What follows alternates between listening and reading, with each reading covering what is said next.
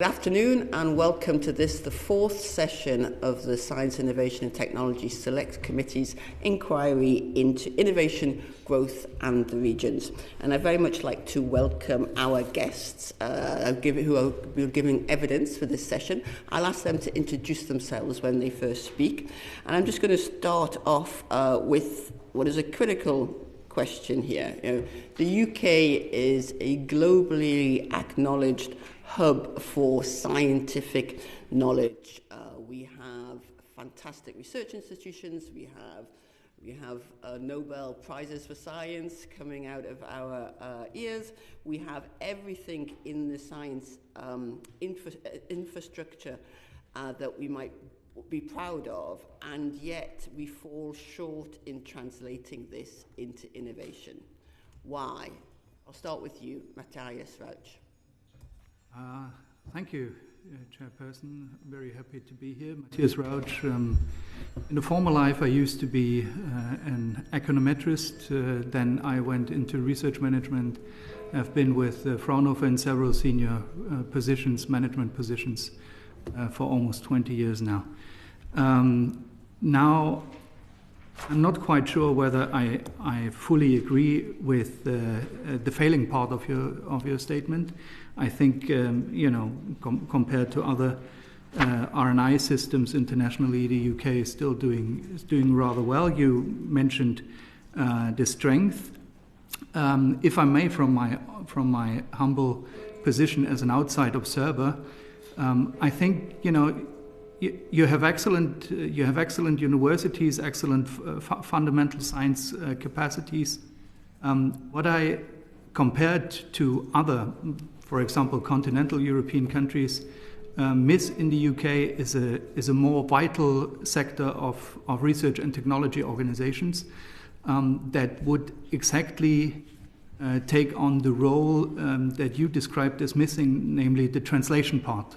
So how do you translate knowledge into more innovation activities?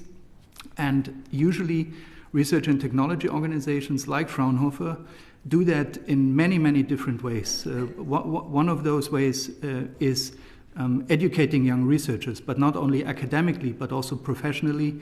They learn how to run projects with industry partners, and then they are well trained to take all those knowledge into actual application cases. Another translation path of this knowledge is our institute directors. Our Fraunhofer institute directors also hold professorships at the local university. So there you have another transfer path of university knowledge into applied research and into application cases, into projects that we run together with industry. And this close collaboration. We have, for example, internal programs to support the activities of our researchers. One of the most successful programs is one where researchers from Max Planck, basic science, Max Planck is all about Nobel Prizes, winning Nobel Prizes, and Fraunhofer researchers collaborate closely together for the benefit of German and European industry. And those projects are so intriguing and so beautiful, really. I cannot find another word, because they exactly combine the best of two worlds. So my humble advice would be whenever policy has the chance to shape something, then it's about reliable long-term investments in institutions that can take on the roles that you described as missing in your system. Thank you. Thank you very much for that. I note actually that public funding in the UK is approximately 80% deployed towards early stage research versus 20% deployed to applied research, whereas in our European Union neighbours and in South Korea it's approximately a 50-50 split. So you are emphasising the need for more funding for cross-industry and university collaboration. Yes, I do. Thank you very much. Professor Neil Lee, what would your response be?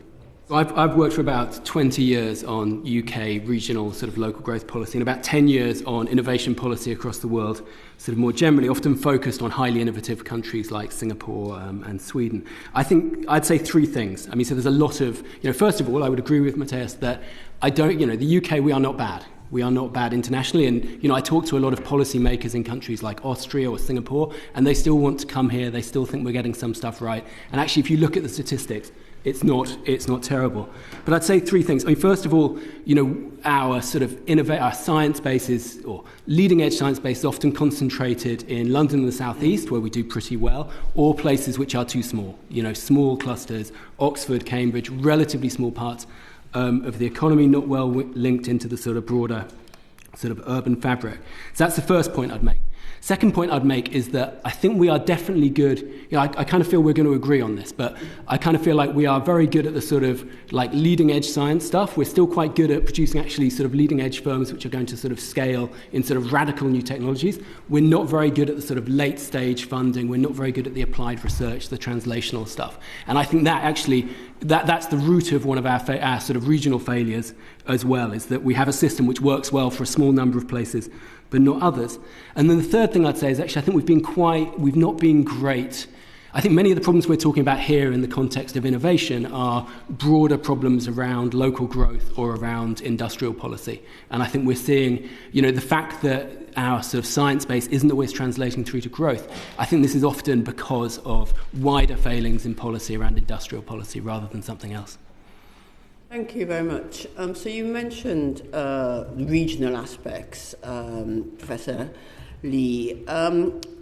Would driving innovation-led growth at the regional level make the UK more competitive?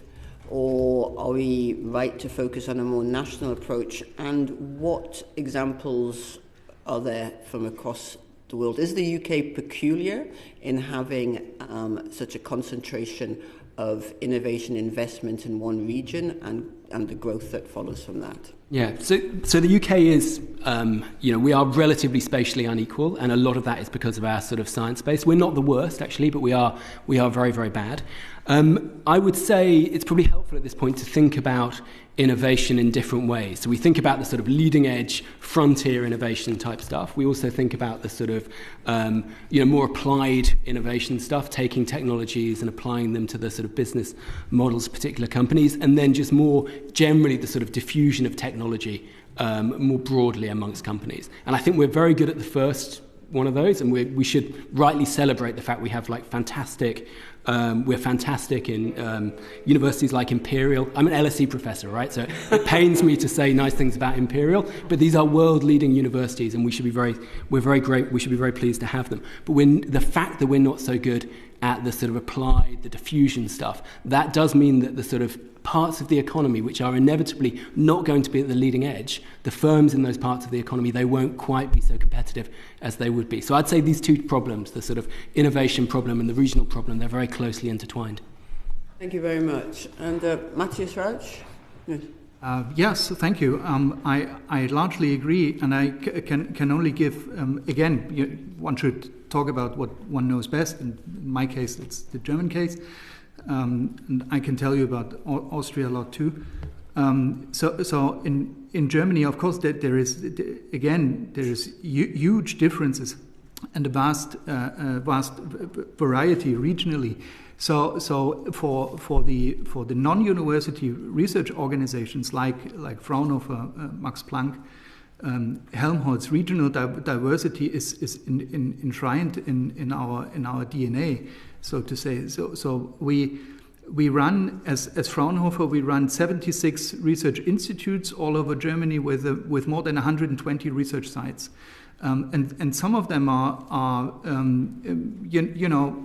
right on spot on the same topic, on the same research area, on the same kind of technology that is the foundation of the institute. And why is that? Because the economy is so diverse, and there are many local centers of economic activity. So, for example, there is a vast quantum and IT technology related cluster around Munich, but there is also one around Berlin. And then, of course, those institutes are there to serve also the local needs of industry, and particularly SMEs, and there are thousands of them. And they don't really, SMEs are, this is a shy breed. They don't really go thousands of kilometers to meet academic expertise. So they need us just around the corner.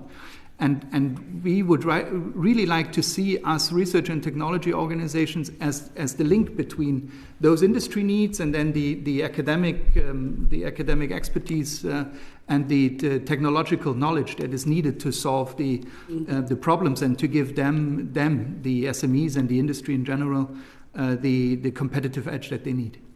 Thank you very much. We will come to discuss the UK catapults, which are our application of the Fraunhofer model in more detail. But I do just want to ask Professor Neil Lee briefly. You said that the UK wasn't the worst when it came to spatial inequality. Who is the worst? And is there a dividend from having more equal sort of innovation investment? Does it lead to more equal growth? Is that actually a link? Is there a dividend there that we are losing out on and that we see elsewhere? Yeah, so I kind of don't want to get into an academic. I don't want to end up too academic here. And there are, I can feel that my colleagues would all be shouting at me and giving slightly different answers. But our evidence certainly suggests that the United States is more unequal, and that's a relatively, and that is because simply it's a bigger place. You end up with scale effects where companies will move into different parts of the economy. So the United States, and some evidence would suggest that Ireland is more equal by some, and would also unequal. Unequal. And there is evidence as well which suggests that some of the Eastern European countries are more unequal. It's probably correct to say that we're the most unequal large country in Western Europe. I think I feel comfortable with that as a sort of claim. Now, just building on Mathias's point for my answer to your second question about here, is I kind of feel one of the problems we have here is that we have this science model, or a sort of innovation model, where we tend to look at the UK economy as being a single economy. Mm-hmm. And to some extent, of course, that is true. But actually the problems which are faced by companies and the industrial bases and the strengths and the weaknesses are very different across the country. And certainly all of the places which I look at, all of the countries I have worked with, they try and make their sort of economic policy problems tractable in some way.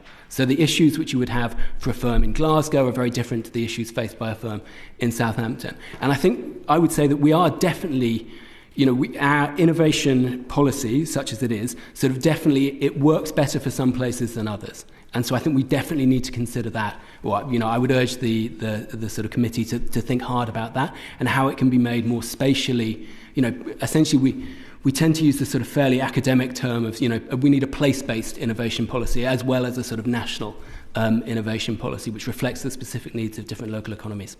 Thank you very much. I think I'm going to go to Kit and then to George. I just wanted to slightly challenge this issue about regional policy, because on the one hand you're saying we're not particularly regionally spread out, and yet on the other hand you're saying we're doing rather well in global science. And one of the things that we do know about science, in fact innovation of all kinds, is that the agglomeration effect of human beings tends to mean that the closer we get together and think about things, the more productive and innovative we are. And so this kind of cluster approach doesn't necessarily lend itself to a regional policy.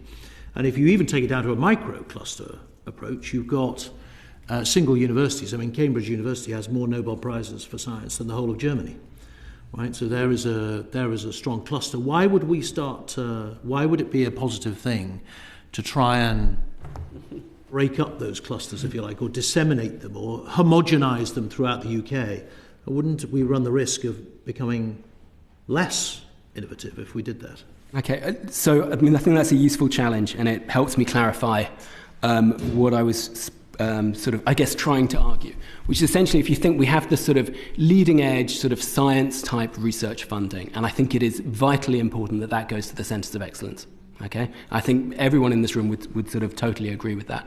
However, there are some forms of innovation funding around the type of, more applied stuff, which I think does need to be spread around and doesn't necessarily sort of benefit from the same sort of agglomeration economies that you get at the sort of leading edge. Okay, so agglomeration economies, we know that those are more important for the sort of the closer you are to the sort of knowledge frontier, to use a sort of very sort of techie term there. So that's my sort of. I hope that. For example. So, for example, Cambridge, great example, right? So Cambridge is a really, people who are doing leading edge research will benefit from being located in Cambridge because they will get access to the sort of latest stuff. Most of our firms in this country, by definition, most firms are closer to average than the average firm in Cambridge, right? If I can put it like that. So actually, if you are an average firm in the Northeast or a firm which is doing something which is like a lot less close to the sort of, which is a lot less reliant on that knowledge, we need to provide support for that type of firm as well. And actually, at the moment, that's the type of firm who the system doesn't work very well for.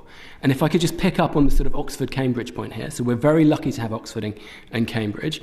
In 2001, Oxford was 0.9% of the UK GDP. We know the last data we have is 2021, and it's 0.9% of UK GDP. Okay, so we have this sort of slight problem that we have focused much of our sort of science funding in these two cities, which really haven't been able to expand and haven't been able to sort of have necessarily clear spillover effects into the rest of the economy. And I think actually solving that problem, how we can maintain the excellence without these places sort of being, how we can maintain the excellence but try and get a bit more economic benefit from it, I think that's an important challenge. Okay, and then, final question just to ask then. So I understand all of that, and you've made it very clear, but in a world of finite resources, where would you rather put the money? Okay, so in the existing centres of excellence and clusters, or spend the money building new ones? I think it's a great question, and to some extent I'm lucky it's not my problem. I have to be honest. I think probably this is a question of balance, right?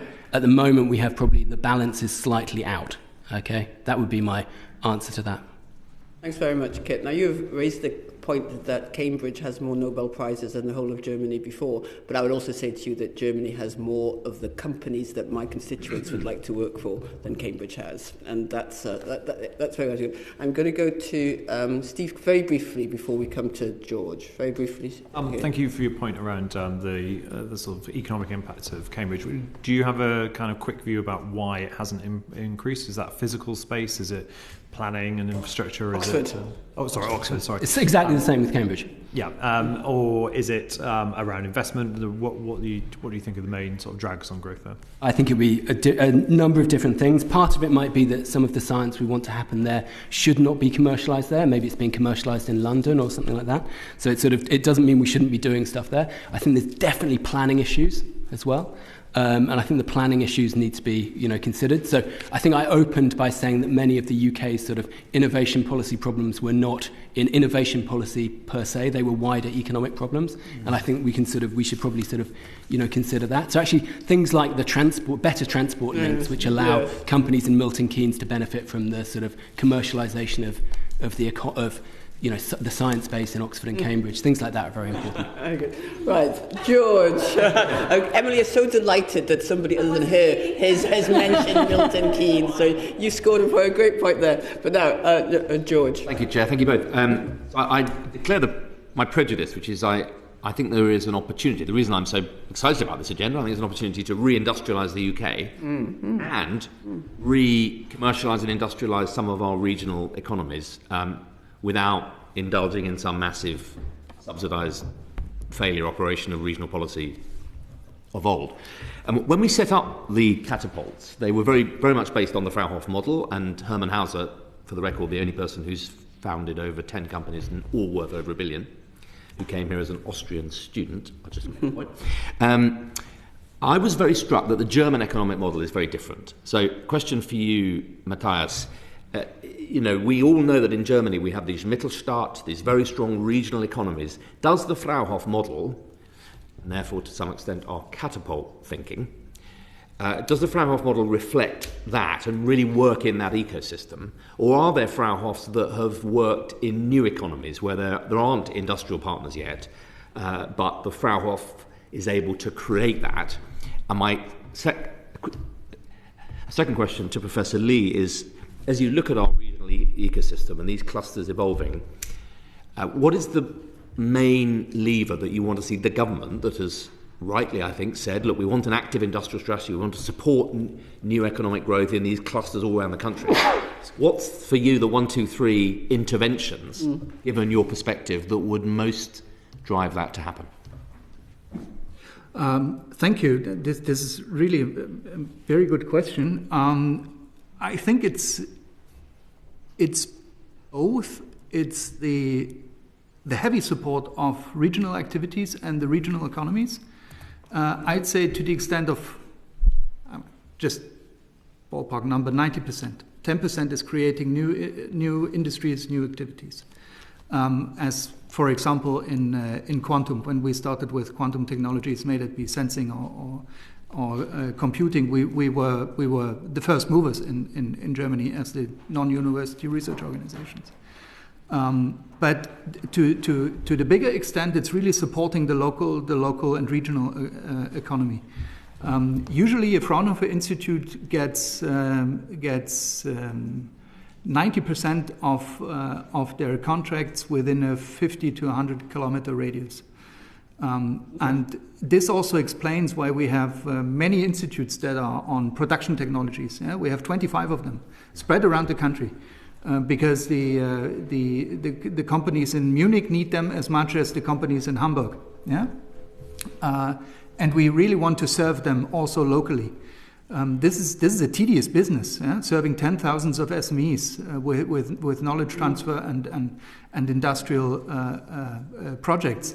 But it's really worth all the efforts, because they heavily benefit. As you very well know, research organizations are always asked about their impact. Yeah? And one of the impact studies we did on Fraunhofer was the kind of impact that we create when we work with local SMEs. And there are several ways that we sustainably impact this SME. First of all, we raise the knowledge bar. Then usually the turnover and the revenues go up after the projects, because you have new products and services that you can sell as company. There is the workforce is much better trained after those projects. Yeah? There is a knowledge gain, and so on and so forth. So there are a lot of transfer paths, so we call them. In order to really support the local economy to grow, and for if you talk to small and medium enterprises in your constituencies, you know very well that there is a certain reluctancy to go to a world-known professor in Cambridge and ask a supposedly stupid question. Yeah? If you have a research center next door, next to your facilities, and then you just lower the bar for knowledge transfer in general, and this is truly important. Can you remind us how many Fraunhofer institutes there are in Germany?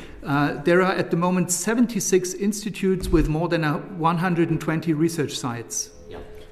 We have 9 catapults, which was our attempt to reproduce the German model, and I'm not. Yeah, it's very helpful. Thank you, Professor Lee. Can I ask you about the interventions point? Yes, so, I mean, I'd be cautious about suggesting something which is going to work in Norfolk and Newcastle, right? So this is my sort of general, I'd start off with that as a sort of standpoint, which leads me towards sort of some way of letting local areas decide what works for them and what is the sort of appropriate thing. I noticed in the English Devolution White Paper, for example, there was some suggestions there might be some moves around R&D funding in that. Something like that which allows local areas to sort of address their own sort of specifics would be what I would say, because I just think it's going to be so different in Oxford to, somewhere in the northwest of England. One thing which I would suggest, though, one thing which can be done centrally is better evaluation. And actually, I think that's a really key. Better evaluation of innovation policy in this country more generally, right? In that we spend a lot of money on it. We should know better what is working and what isn't. And I'd extend that right across the whole of sort of innovation and industrial policy more generally, actually. Before today, I had a look in the new evaluation registry to look and see what was working and what wasn't, and it was not particularly illuminating. And I can imagine if you're a civil servant or if you're in your shoes, it makes it hard to deal with these questions about sort of trade-offs Thanks very much. Thank you. Are you indicating? Please, if I may, I'm Come to you, Adam. intrigued by your better evaluation. I've been listening to what you've been saying, and I think one of the questions I would want to put to you is, what does good look like? In terms of evaluation? Well, in terms of many of these areas, I mean, there's lots of things you're saying we're not as bad as them and we're better than them, but it's very hard. So I represent a Devon constituency. You know, we are miles away from Martlesham Heath. We're miles away from Oxford and Cambridge, fairly close to Exeter. But so, what does good look like? You know, what would regional changes, the sorts that we're discussing, actually do to improve innovation in somewhere like deepest, darkest Devon? What does good look like? How do we evaluate what good looks like? Okay, so I would probably push towards, good would look to a situation like Mathias is describing here, right, where a small firm in Devon could, who wanted to incorporate a new technology or improve their processes in some ways, would be able to go to someone locally where they could say, right, we know that there is a technology in Austria or a technology in somewhere else which we think we could economically benefit from, and they would be able to do that, to know how to get help to integrate it into their production processes. And in the long term, that should increase their productivity or allow them to open new markets and benefit the incomes in your constituency. Thank you. Does that answer your question? Sort of, but that doesn't imply anything regional. It implies communications more than regionality. Yeah, but I think you're more likely to. So most firms, I think, would prefer to deal with a relatively local or a sort of relatively regional support offer. That would be my prior. I don't know. Mathias might have views about how it works in Germany. I think to the point you're making, Martin and Professor Lee, in terms of evaluating it and how you would measure that those local companies were going to local sources of expertise, we don't have a way of doing that right now effectively, apart from some of the catapult measures, which we no doubt come to it. And I think we used to have, with the regional development authorities, long gone now though, they did have some kind of data collecting function as well, and perhaps that is something that the committee needs to understand, what data we have about the success of regional innovation systems. I think we need to move on now, and I think I'm going to go to Adam and then to Emily. Yeah, thanks, Chair, and good afternoon both. Thank you for joining us today. Building on the questions that George was just asking, actually, we talked quite extensively about regions and nations and different setups, and we talked about how the catapults have been quite heavily based on the Fraunhofer. I worked with both Fraunhofers and catapults in my previous role, and my feeling was that it was very clear that one was based on the other, but it wasn't necessarily translated perfectly into the British system. And I think that speaks to how we've talked about our economies are very different, and that we are very different nations, and they're set up in different ways. Given that, how useful do you think it is to compare country strategies for driving innovation? And then within that, do you think we should be drawing on international examples, or should we be designing our own system? Mathias first, maybe. Mm-hmm. Well, I just remember one of my professors at uni always talked about heuristic frameworks.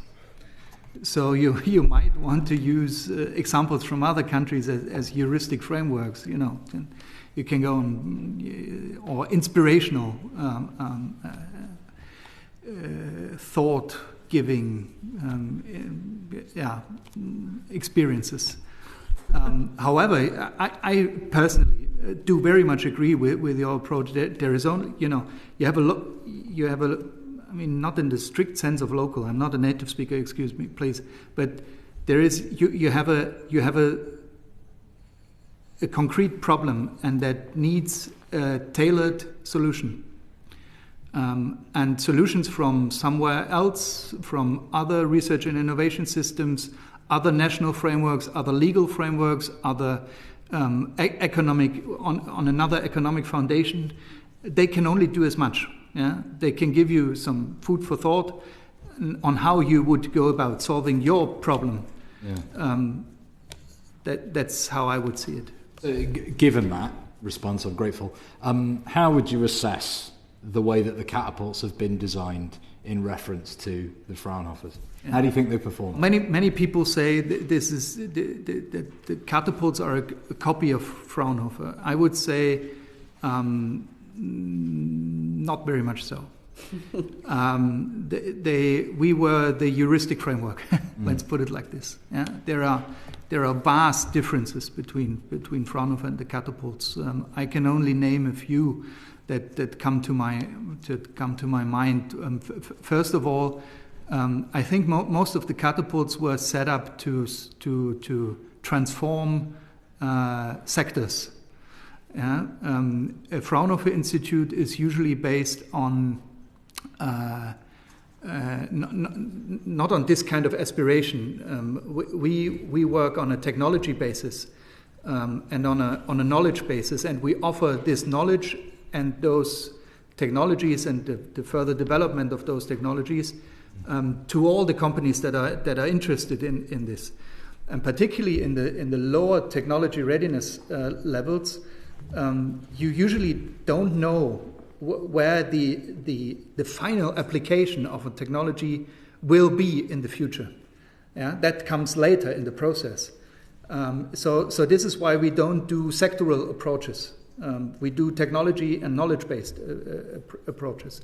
This is one huge difference. Another one is the funding model. Yeah. Fraunhofer, in a nutshell, explained we run a model that is called the famous or infamous third. A third of base funding, a third of industry revenues, and a third of competitive other funding from public or whatever sources, EU or international.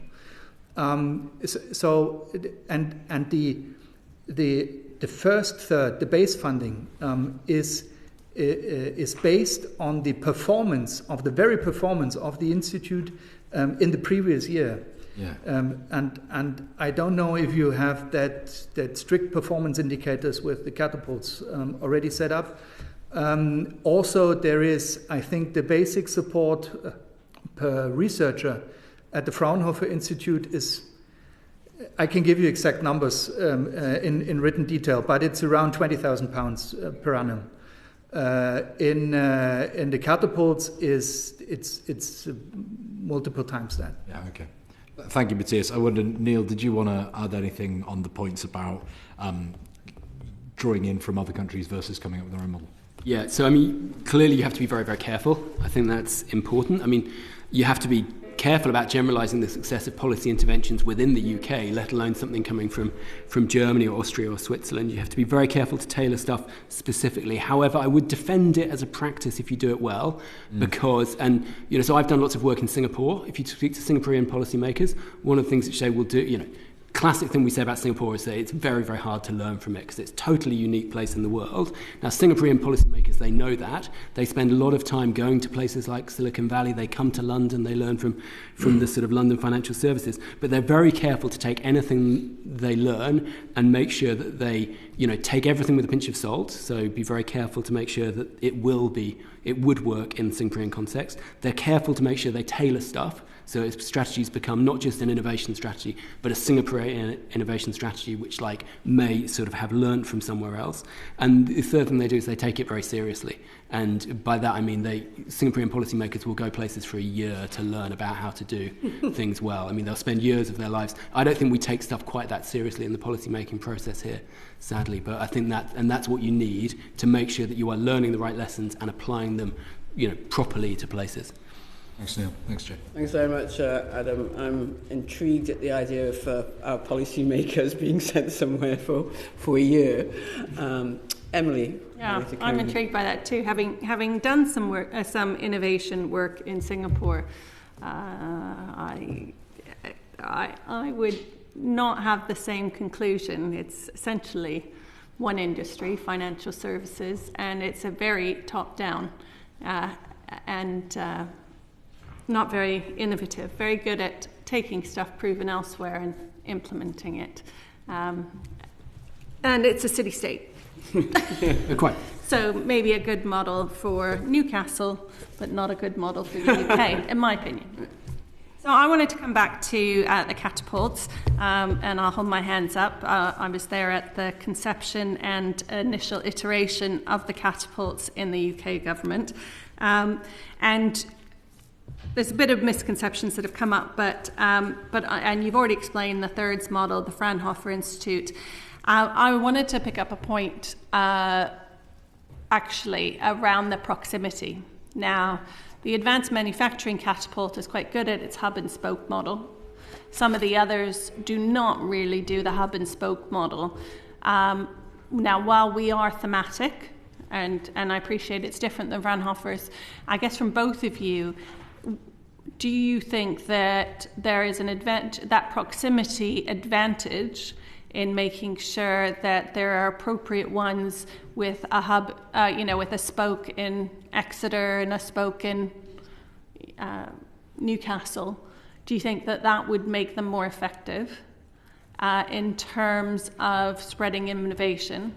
And when we start talking about these cross-cutting techs, particularly around AI, which are not necessarily sector-specific, but very much linked to productivity, what role do you see the catapults in having? Should they all have an AI strand within them rather than it just sitting within the digital catapult? But very straightforward to your last question, I'd always go for an integrated approach. Yeah. Full stop. Fantastic. Very, very brief answer. Yeah. I mean, so I'd agree, actually. And can I just come back on Singapore? Oh, no. Right. 10 years ago, I would probably have agreed with you, but actually there's been a lot of change since then. And so in digital tech, they're now a sort of regional hub in digital tech, doing lots of innovative stuff in software, increasingly in artificial intelligence, and so things have changed, but I take your point. So was that a yes to my question, that we should be doing more hub and spoke? Yeah. Fantastic. And then Can we just emphasise, just come back on the thirds model? Is that what the catapult? We kind of had the discussion about the thirds model. Is that what the catapults in the UK are following? No, but they have. It's similar, but that last third, because we lost EU funding, Right. Okay. is more difficult. Yes. So I wanted to ask you, Mathias, more specifically, why did you choose to base in Glasgow and not Milton Keynes, rather than choosing the location at the heart of the Golden Triangle, Milton Keynes? No, I'm joking. But why did you choose Glasgow? What was it about Glasgow? Because I think one of the things we've struggled with in this committee is to think about what is attractive to those outside coming in. And so what was it that Glasgow offered you, or not offered, but, that you looked at Glasgow and thought, this is the right place for us? Yeah.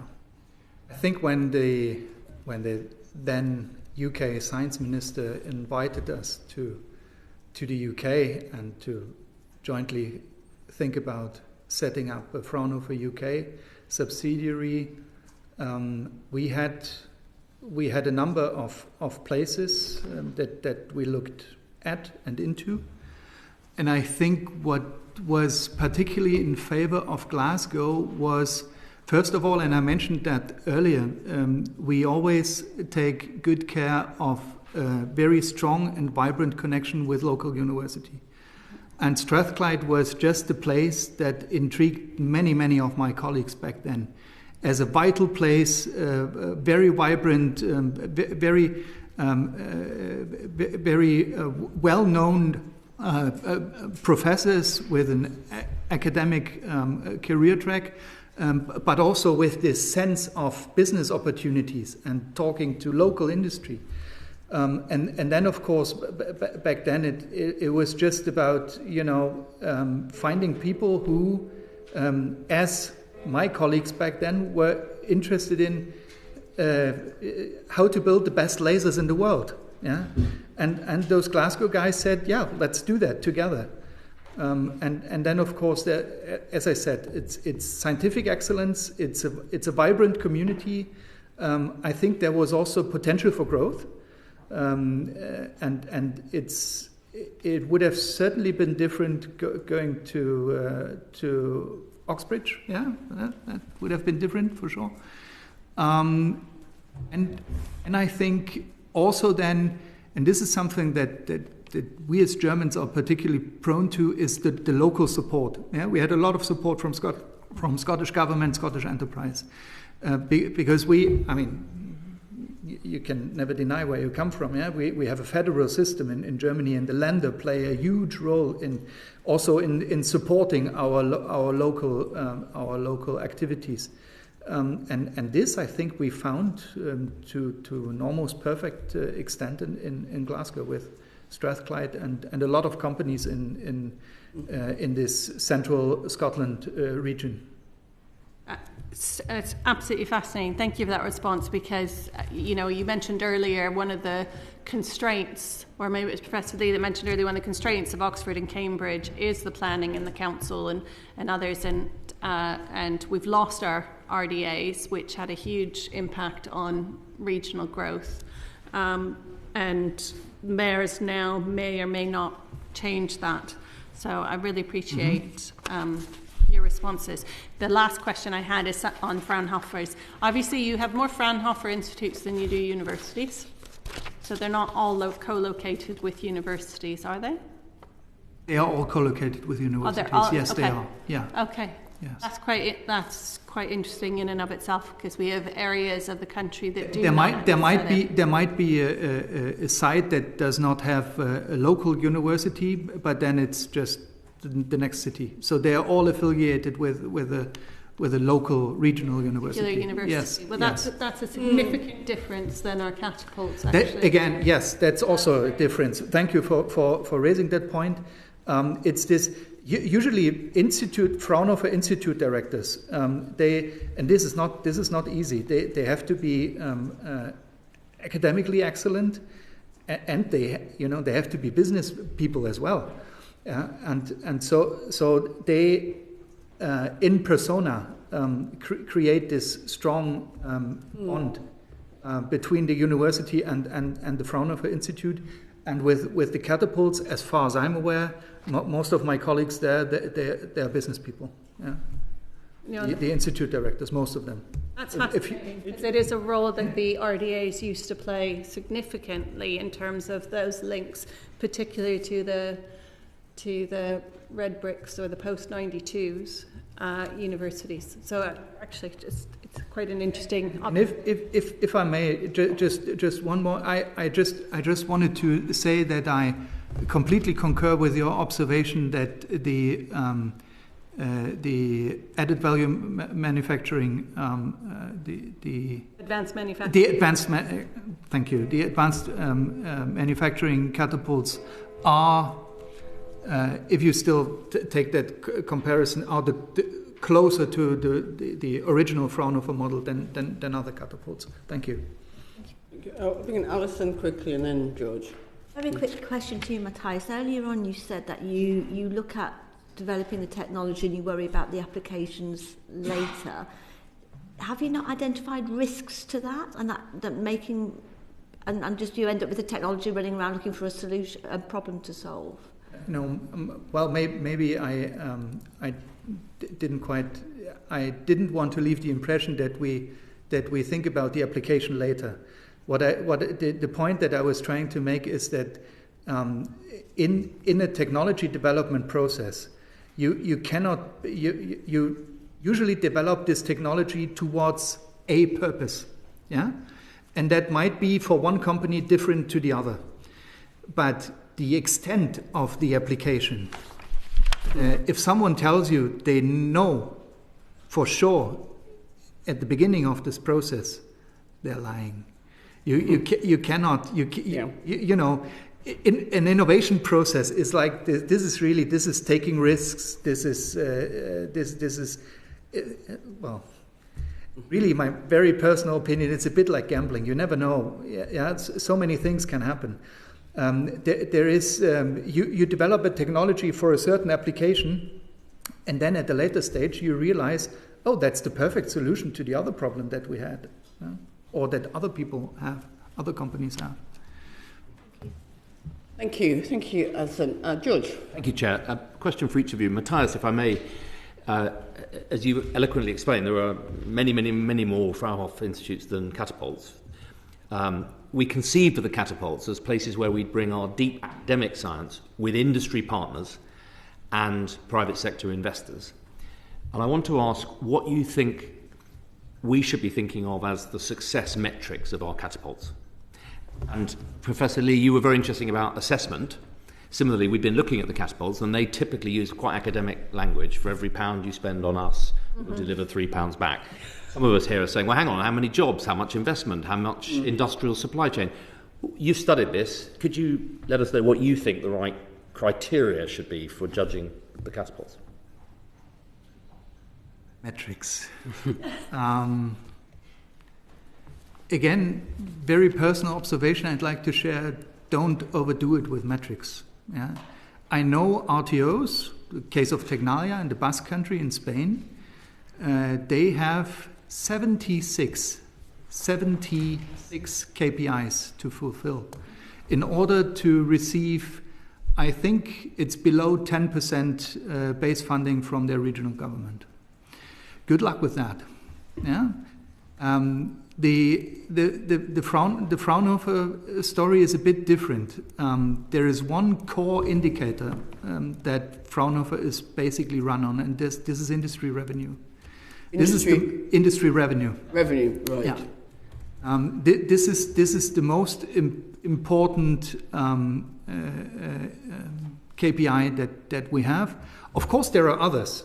Yeah, and in fact many others, including gender balance and everything. You know the whole story about metrics, but in essence, it's the ability of a Fraunhofer Institute to be useful to industry, a useful partner, and this you measure in terms of the money that private industry spends on joint projects with Fraunhofer Institutes.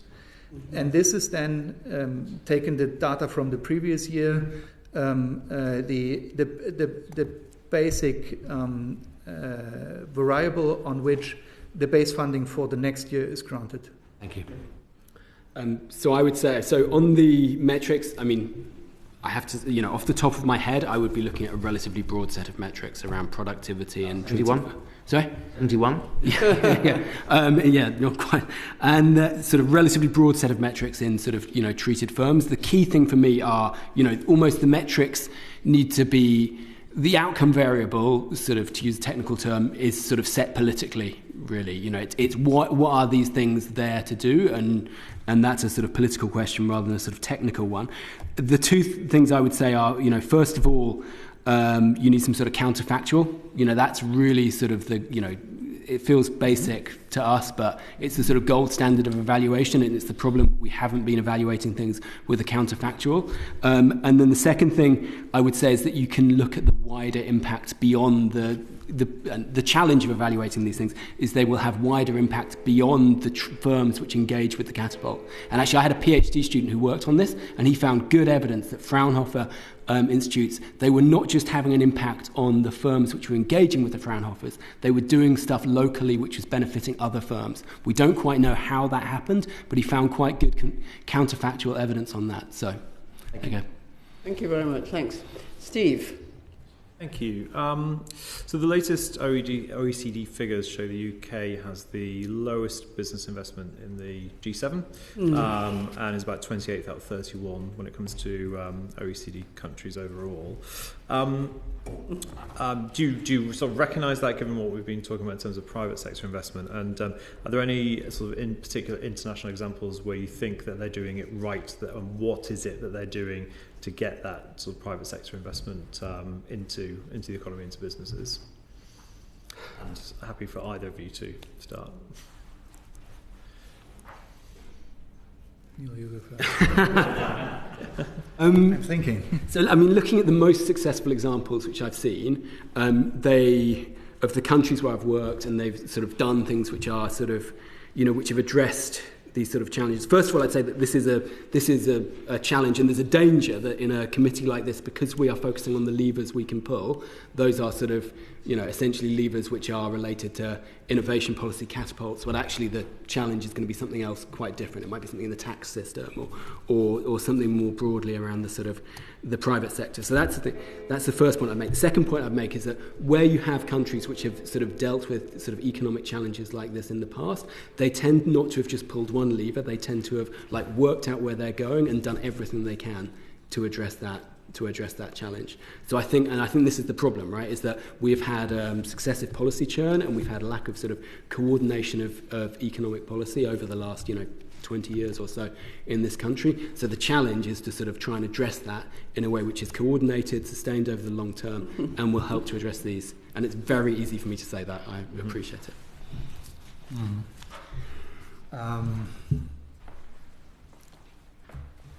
On the risk of being a bit too generic in my answer, I'd say private investments in R&D are a lot about the business climate, local, regional, national.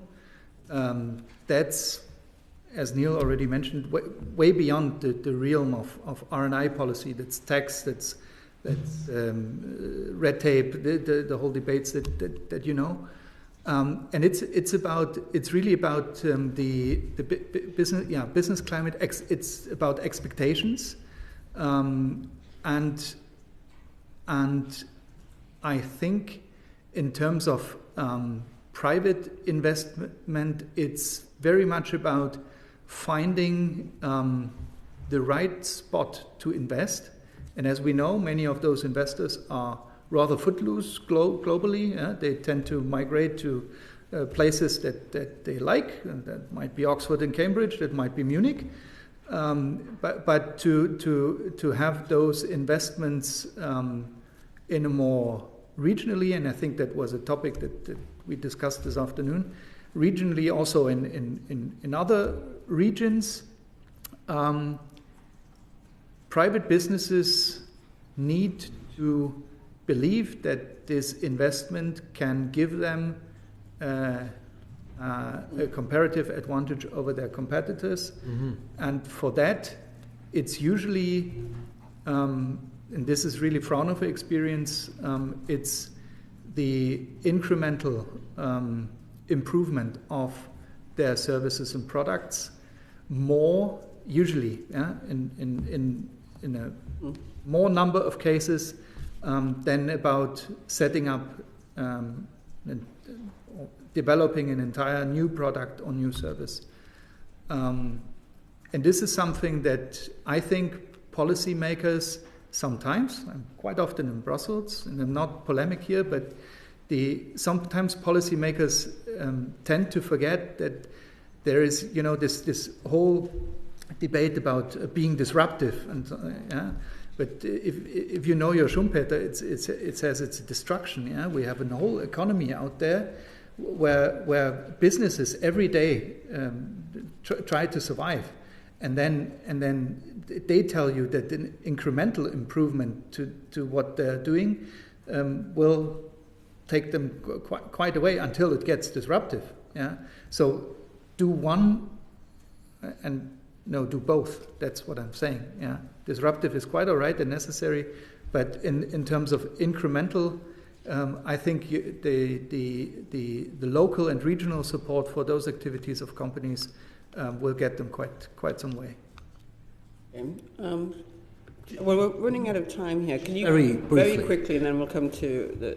Sorry, I just was just in simple terms, Mathias, is what you're saying, that somebody who's investing has to be able to see a return on risk, and that if we attack or diminish the return on risk compared to others, we're unlikely to see the investment. We might be able to spur the investment a bit by subsidizing it in some way, but fundamentally a business will only invest if it can see a return compared to the risk that it's taking. Yeah, we were talking about private investments. Yeah, exactly. And if part of the problem for the UK... Public can only do so much, yes. Part of the problem for the UK, presumably, therefore, is that we've diminished, taxed, reduced the return on risk to the extent that not enough people are taking the risks. I think that statement holds true very interesting for many piece countries. I call CapEx, which I've circulated to you, which was written a few weeks ago, making this point. I think it's worth observing that return on investment has a number of different components to it, and the taxation is only relevant to the profits that you make. But let's all about the money. Go back to Steve. Yeah, great, thank you. We've also heard over the course of this sort of committee inquiry that there's little evidence, or some people have said there's little evidence between the link between innovation and economic growth. And I suppose, what's your view on that, and how do you think this has played out in the UK's regions in particular? Many of us around this committee would disagree, obviously, but it has been sort of a theme that's come through our discussions over the. Yeah, I don't want to get too academic, but innovation means many different things, right? And I think there's a sort of challenge there. We can certainly see that in the United States, part of their growth over the last 15 years, 20 years or so has been driven by technological leadership and the commercialization of that technological leadership. So I think that's absolutely. I think many countries as well have sort of grown with sort of catch-up innovation, and I think that sort of seems to be, So I think. I would sort of politely disagree. And, simply if you just look at the richer countries, our countries which tend to do more R&D and innovate more. Having said that, I don't think the relationship is automatic. And I think there's certainly things in many of our sort of regional economies where we might be very good at certain types of innovation, and it's that sort of, the next step of sort of getting the productivity benefits from that, we're maybe not doing that very well. So I think there's probably just enough of a grain of truth in it for it to hold as an assertion, but... Probably commercialisation of the innovation, isn't it? Yeah, nothing to add, I agree. Right, thank you. And just finally from me, we've talked quite a lot about the lack of late-stage funding opportunities in the UK, pushing UK innovators to either sell or to take investment from overseas. Do you think this is a problem in the UK economy? And are there any other international models where you think they're doing better than we are on this? And why? So I think it's definitely a problem. I've not seen anyone who's really sort of solved it apart from the sort of United States, I think. Why do you think the United States have got it right? Is it depth of capital markets? And it's the depth of the capital markets and the sort of risk attitudes of the sort of late stage investors, I think. Again, a very humble observation from the outside. If you, I kind of suspect that with a more stable political framework, you'll see that situation improving as well. Great, thank you. Back at you. Thanks very much. Now we'll come back to Kit. Thank you very much, Steve. Not only because questions on. You've, I think your article on setting capital free then will have to speak for itself. But can I thank both of you? It's been a fascinating discussion. I think there's a lot to digest there. I'd like to, on behalf of the committee, thank you, Mathias, Rauch and Professor Neil Lee for answering our questions and for your contribution this afternoon. Order.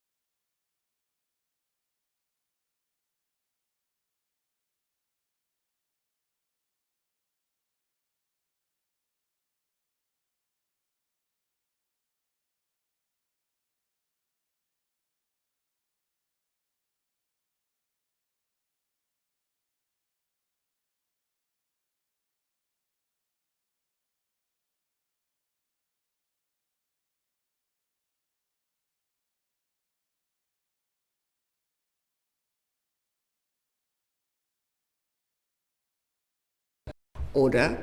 And welcome to this, the second evidence session in today's session, a fourth session on the inquiry into growth, innovation and the regions. And I'd like to welcome our witnesses and ask them to introduce themselves in response to this. My first question. As we discussed in the earlier panel, there is a gap between the UK's fantastic science base and the economic growth that we might expect to see, or want to see certainly, as a consequence of that. That is a gap that's been observed for many years.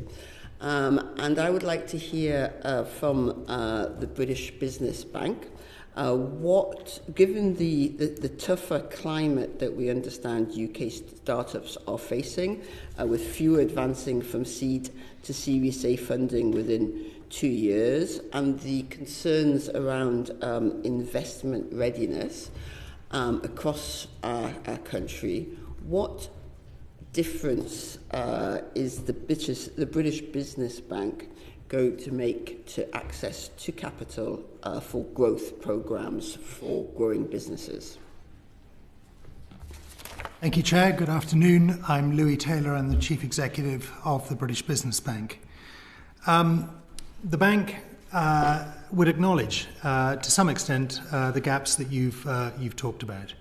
I think I would echo some of the words of the previous panellists that the UK is in quite a good position, but we could be so much better than we are. And it's really that potential that the bank is there to help capture. And the bank has a range of programs which are intended to be catalytic to private sector provision of both debt and equity finance for smaller businesses to help them grow and realise their potential. So in terms of what the bank is doing to help realise growth, everything from start-up loans, which provides people with up to £25,000 to start a business, all the way through to scale-up capital, the bank has a kind of intervention there, which, as I say, is intended to be catalytic. Thank you. And I think we'll come to discuss some of the particular interventions in more detail. But I really wanted to understand from you that you expect to see a improvement in the growth contribution of our regions as a consequence of the actions of the British Business Bank.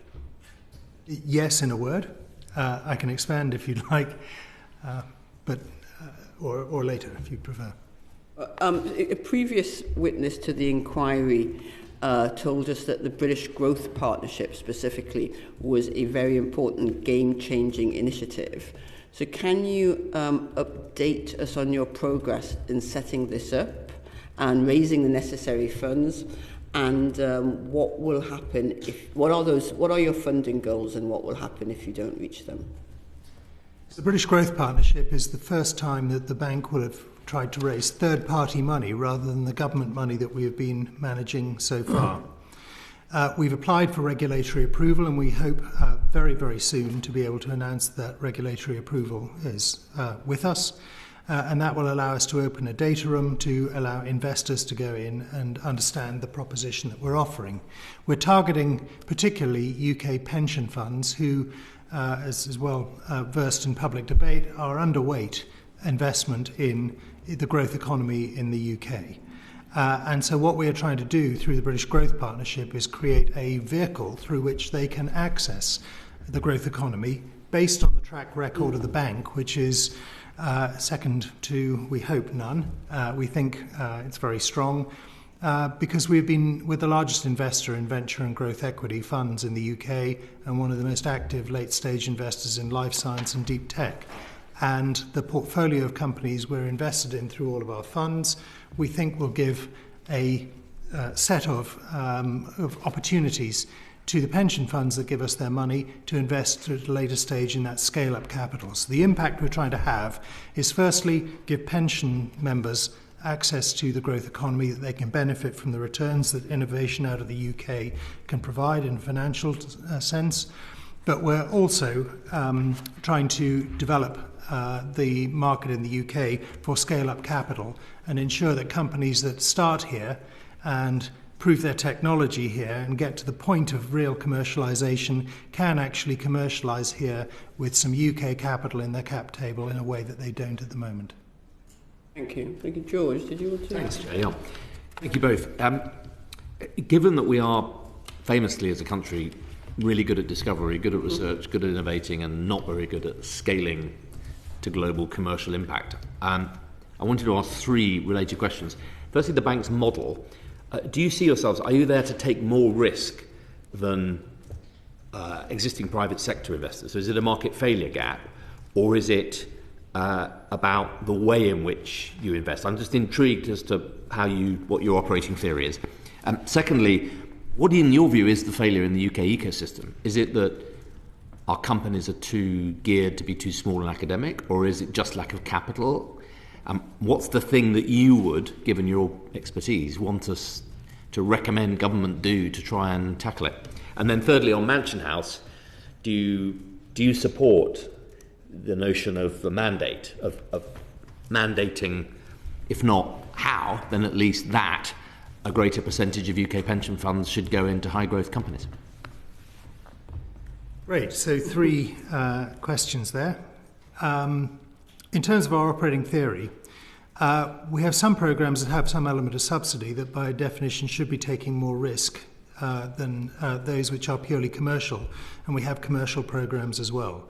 The British Growth Partnership we talked about before is purely commercial. It has no other element of additionality other than it's seeking to get UK pension money into the growth economy. In between, we have a range of additionality requirements around regionality, around the stage of company, around backing innovation, around realising potential for entrepreneurs around the country, whoever or wherever they are. We have strong risk appetite, but we seek to mitigate that risk through a variety of techniques and actually to convince others that those techniques really mitigate their risk, because the perception of small business investment is that it's highly risky, and our view is that if you are diversified enough, it mitigates a lot of that risk. It doesn't mean that that there is no risk, but small businesses come in many different shapes and sizes. Some are innovative, and there is real technology risk around them. Others are high street businesses with well-proven business models elsewhere that are properly important to communities and properly important to the economy, but aren't necessarily innovative and risky in that way. And if I may just add, Kristen McLeod, I'm the bank's Chief Strategy Officer. The other thing that the bank can do in a fully commercial way is look for bespoke measures where we can fill sector-specific gaps. So two really obvious examples are the LIFTS programme that we have run, and also the Life Sciences Investment Programme, where we've specifically looked at gaps in the economy and tried to fill them in a very specific commercial way. Could you say a little bit more about the LIFT programme? So the LIFTS programme, long-term investment for technology and science. The bank was asked to put out a tender for proposals from the private sector to manage some money from the bank alongside some money from ideally DC, defined contribution pension schemes in the UK, for investment in UK tech and science-led companies. Last summer, I think it was last summer, well, certainly by November last year, we concluded that transaction. Schroders are the manager. We put in £250 million alongside £250 million from Phoenix of their DC pension money. Investments have started, but the idea is to try and increase the DC pension contributions there up to make the whole fund about £1 billion. Okay.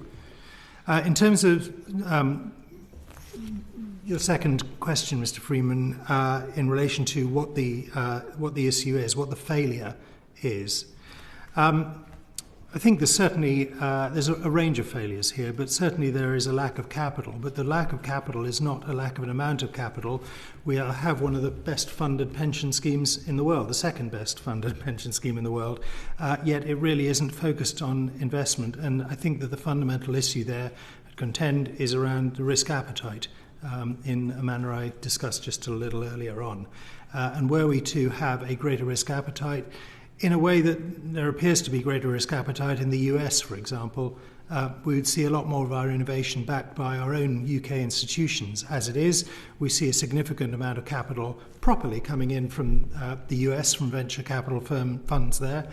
We don't want to exclude that, I don't think, but we do want some kind of a domestic counterbalance to that capital. Otherwise, the companies that we've incubated, at the point they need to scale up, tend to gravitate to where their capital came from, and they tend to be lost to the UK economy just at the point they become economically significant. And if I might just add on the point of international comparisons, our latest bank research shows that the gap between the UK and the US on an overall basis has narrowed on a GDP adjusted basis. So that does speak to the impact of some of the bank's operations since 2018. But the really interesting point that we need to have in our mind as we think about the next 5 years is there's still significant variation between sectors. So if you look at fintech, we actually outperform the US, raising twice as much investment. Yes, whereas if you look at life sciences and deep tech, there's still a really deep difference. And I think that, part of the issue around risk appetite is that at pretty much every round stage of fundraising, we've done a comparison between UK and US companies. US companies tend to raise around 2 to 3 times as much as UK companies. So I think that whilst there is an issue with risk appetite on the investor side, we do need to make sure that the ambition of our entrepreneurs is not suppressed by that lack of institutional risk appetite as well. And then I think your last question, Mr. Freeman, was around the Mansion House reforms and whether there should be mandation of UK institutions to invest in the UK. We feel that the opportunities in the UK are strong enough commercially on their own to warrant investment. And whilst it's important to incentivise and not to disincentivise investment in the UK, it feels like the government maintaining the threat of mandation without ever really using it might be the optimal way to go. Right, thank you. Can I just, Chair, if I may, just to follow that up, because if you're right that actually our companies have got every growth potential of American counterparts, but the big difference is really the scale of money. I mean, it's an interesting theory, that, because it could also be size of market. To go from the UK into the big markets, you have to leave the country. There's a friction, there's a tension there. You've got to be an internationalist, you've got to be global, whereas in America you just go state by state and grow. But accepting your thesis that the big difference is scale of capital. And risk appetite is, of course, a function of scale, isn't it, as well? And wouldn't the argument be, look, we've gone from 50% of UK pension invested in the UK in 2000 to 4. The Mansion House proposal under the last Chancellor, I think, set a pretty mediocre target of getting it to 2.5. We're not even there yet. What would be the argument against the government saying, look, come on, by the end of this decade, we've got to be back at 5% or 10%? Well, there are ways to achieve that without actually mandating investment. So I think that the Chief Executive of M&G in January was in the Times talking about how every one of us, when we contribute into a pension scheme, gets that out of pre-tax income. So there's a tax benefit, and therefore if your pension manager isn't investing at least some of that in the UK, maybe that tax benefit should be clawed back. So you don't have to invest in the UK, but if you do, there is a consequence to that. And that is not mandation, but it would be a strong incentive. And I think to your point about the scale of ambition of UK companies and scale of capital, I think it is really important that we do encourage our entrepreneurs to have an internationalization element in their business plans from the get-go, particularly for innovative companies that are seeking to spawn technologies that have global application. Thank you. So there's a lot going on in America at the moment, a lot of uncertainty created by some of the things, but this could also provide an opportunity for the UK in terms of attracting investment. How should we take advantage of that? Well, look, I think you're right that there is the potential opportunity in every set of adverse circumstances as well. There are a range of ways in which we could do that. I think that there is a cadre of investors in the US who are very keen on taking the risk around innovative companies in a way that perhaps we don't have in the UK. And they tend to want to do that into environments that have political stability. And in that circumstance, I think that they could be encouraged to come to the UK, a very, very strong innovation ecosystem. I think on the OECD's index, number 4, only behind the US, Sweden and Switzerland, but a seriously strong innovation ecosystem, and with at least the next 4 years of political stability on the horizon. So it's a good environment. We also think that there is an opportunity for other international investors who have been backing US innovation to look again at the UK. I think there are those who feel they may suddenly be quite overexposed to US dollar assets, for example, and so investing in UK innovation provides a currency diversification, let alone, but not any dilution of innovation capability. So there is the opportunity there to look at other overseas investors. But I think also there is the opportunity for our own domestic investors to repatriate some money and to invest in UK innovation as well. So what's the bank doing to enable that activity? And are there things the government should be doing to enable that activity? So the bank is seeding funds, is topping funds up to make sure that there are funds that are able to invest in companies in round sizes of the scale that are needed. Obviously, that requires others to come alongside us, and as I say, we're trying to be catalytic in all that we do. The British Growth Partnership is actually providing a different approach. Having spent some time seeding these funds and topping them up, we are actually creating a fund and we're actively managing third-party money, or proposing to, into the growth economy. The third way, as we've discussed, is mandation as well. But that is a matter for the government. Also, what the government has done is said that it's going to have an industrial strategy and has outlined 8 sectors that will be the core of that industrial strategy to be published in June. There's simultaneously a spending review going on, which will also culminate in June. And I can say that we've been providing ministers with opportunities, or options rather, of how the bank can back the industrial strategy to the greatest extent we can, whilst crowding money in rather than crowding money out. And it's up to ministers to decide in the course of the spending review and industrial strategy how much of that opportunity they want us to take up. Just a final question. Presumably you're speaking to some of these investors that may want to invest here, particularly those that want the currency diversification or might be looking at particular sectors like life sciences, where the opportunities very clearly are coming this way. What are they saying to you? Could you give us a little flavour of what they're saying about the bank and about the UK in general? So, as I was saying, we're hoping to be regulated very shortly. We're not regulated at the moment, so we haven't been talking to third-party overseas investors about investment, but we would like to in the future. We have started... Do you not talk to third-party overseas investors as the British Business Bank? Well, yes, we do. I was going to come to that. We are a limited partner in a lot of the same funds that those overseas investors are invested in, and we talk regularly to them then, but we haven't been trying to raise a fund from overseas money yet.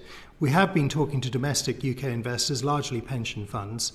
The thing is that it is a myth that they're not interested in the UK growth economy, I mean, in a sensible proportionate allocation, but they haven't really found the way in and the mechanism for doing that.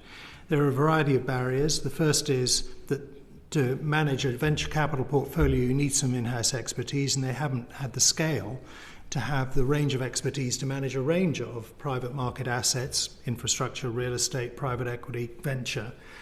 So the consolidation of pension funds is something that could help to address that. The second thing is that they feel there's quite a lot of cost involved in finding the prince or princess in amongst all the frogs you're kissing in terms of doing due diligence on a lot of companies. So what we're able to do is bring our track record and the funds that we've already invested in with the underlying companies in those funds and that we're able to curate for them a portfolio in a way that makes it cost effective initially. We'll get them into the asset class, and then hopefully when we raise our second and third funds, they will be more interested in that. And we do believe that there is a virtuous circle here, that if good opportunities get financed in the UK, more opportunities will come to the UK to be financed. Thank you, Emily. It sounds as if what you're saying is that I think we're going to talk more about the process by which you raise or help raise funds for British businesses, but there's not a specific thing that the government should be doing, given the turbulence or the uncertainty, shall we say, in certain markets. There's not one specific thing that the government should be doing to take advantage of it. Well, the government has it in its power to give tax incentives. The EIS and SEIS schemes are very, very powerful at helping us to start companies. Okay, so they're all general things, nothing specific to what we see facing ourselves. I think that setting the industrial strategy is important. It gives a sense of priority and it gives a focus on the emerging subsectors that are going to be important going forward. Okay, all right. Thank you very much, Adam. Yes, thank you, Chair. Thank you both for joining us this afternoon. A couple of questions kind of focusing on investment and some of the activities of the bank.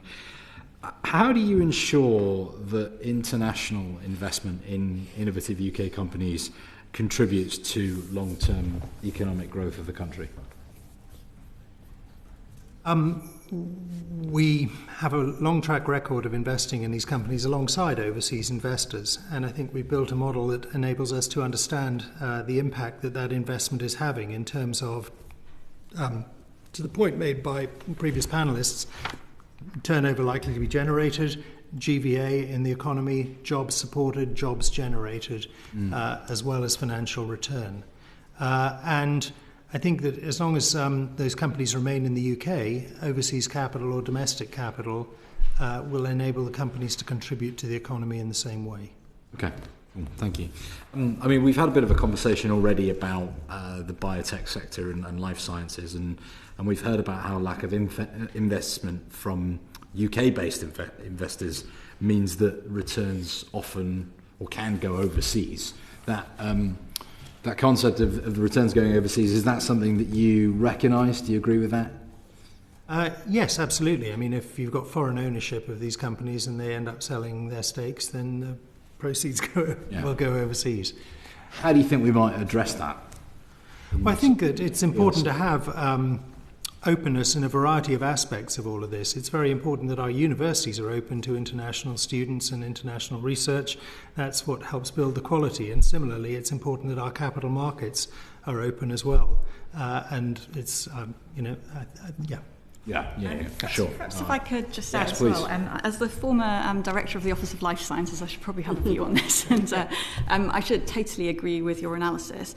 The bank, as you might expect, is thinking hard about the next 5 years, and one of the things we're obviously thinking about is how we can best support the sectors of the economy that the government says is most important through the industrial strategy. So we've been doing a lot of thinking about that. We already have significant expertise and investments across all of the 8 priority sectors, but particularly in life sciences because of that structural problem that you have identified. What we'd really like to do over the next 5 years, one way or another, is to make sure that we're really focusing on support to UK companies for scale-up, because it's particularly in life sciences, it's that scale-up journey, and I'm sure you've heard this from other witnesses as well. So partly it's about the bank having a greater strategic alignment of our investments with those 8 sectors, which is something, it is going to be a shift for us over the next 5 years, but hopefully also having, more increased firepower to address the scale-up gap. And that, will partly come through the British Growth Partnership, as Louis has outlined. The second thing that we really want to do, though, which goes back to the question about risk-taking and market shaping, is to be thinking really carefully about the emerging subsectors of the economy. So we're not just thinking about backing growth right now, but where the growth of the next 20 or 30 years can come from. And because we can take a bit more risk than the wider market, it gives us an opportunity to painstakingly work with partners like iUK, Innovate UK, to start trying to crowd in private capital at those earlier stages. Fantastic, thank you, Kristen. But I would say, Mr. Thompson, it is quite depressing that when we're investing in life science funds that are focused on the UK, we mostly find ourselves the only UK limited partner in those funds. Okay. Yet life sciences in the UK is extraordinarily powerful. Yeah. That's very well highlighted, and thank you for doing so. Kristen, you segued perfectly actually into my next question. I know there has been some calls for the bank to work more closely with Innovate UK and some others. You talked about you've got a 5-year kind of roadmap at the moment. Could you elaborate on what that 5-year roadmap looks like, and maybe talk about how your relationship with Innovate UK is now versus where you'd like it to be in 5 years? Forget that. So we signed an MOU with Innovate UK in early 2024. So it's probably just worth mentioning that, because both leadership of both organisations have recognised there is this big opportunity to work ever more closely together. It is already a close relationship. So the sort of thing that we do now, for example, is look across our UK have got a much greater regional presence than the bank does, for example, and it makes no sense for us to replicate at the taxpayer's expense the network that they have. So we try to lean into that as much as possible and work really closely together on the ground. So that's already happening. We also have a really good view of the infrastructure that our UK have built and are funding across the UK. So the best example I could give you, I went to visit the high value manufacturing catapult in Darlington, and they, for example, have got an equity fund, a small equity fund, and it's that having our finger on the pulse of the pipeline of opportunity that is coming in all of these regions, so that the bank's programs can then flow in to invest in them when that's sort of appropriate and necessary.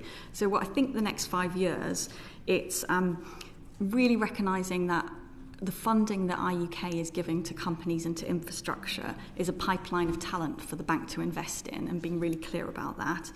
Secondly, leaning in even more to that local footprint that they have. And then thirdly, I think building a much more focused runway between early stage pre-commercial IUK investments into that first tranche of the bank's commercial investments. And so that's really relevant for emerging subsectors of the economy like space tech or green tech, where the route to market's uncertain or the technology's unproven. We actually think getting much more granular about the pipeline of their investments through to ours could be a really transformational thing. I think it's leveraging the benefits of both organisations. I mean, Innovate has real credibility in the market at effectively kite marking technology and whether it works or not. And what we are looking for, and ministers have agreed with this, from Innovate, is a pipeline of tech diligenced opportunities across the 8 industrial strategy sectors that we can then bring a commercial lens to and help to commercialise and bring into the funding markets. Brilliant. Thank you both. And then final question from me. You touched at the end there, Louis, on working with government. Could you just elaborate a little bit more about how the bank works with government? I mean, particularly the Minister for Investment, the Office for Investment, and the National Wealth Fund. So the bank is owned by the Secretary of State for Business and Trade. We obviously have very close links with the Treasury, who keep quite a tight rein on finances for all government organisations. But we have ins to the Department of Science, Innovation, Technology, Department of Energy Security and Net Zero, Defence increasingly. So there's a range of different government departments that have real relevance to us, and under the new Financial Transactions Control Framework, which will kind of funnel departments' desires to invest in their sectors through expert institutions, the bank has been nominated as one of those expert institutions. You mentioned another one of those, which is the National Wealth Fund as well. We feel that there is good clarity on what we both do. Frankly, if we did the same thing, we shouldn't both exist. So we think we do different things. For the bank, we're doing everything. What we don't do, we're clear about what we don't do. We don't do what Innovate do, which is largely grant funding of research. We start at the commercial end of all of that, everything from startups through to scale-ups. But what we don't do is what the National Wealth Fund does, which is infrastructure projects and programs, but also large infrastructure for big business as well.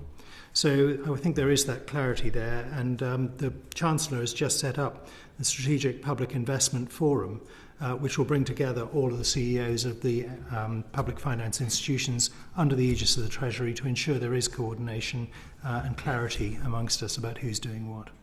Great. Thank you both. Thank you. George, you wanted to come in here? Question. As a trade envoy in ASEAN, can I ask who is responsible in our ecosystem for place-based investment? So there are many family offices, sovereign wealth investors long-term who say to me, look, I would love to put quite a serious chunk of money into UK life science or into UK bioeconomy or clean tech.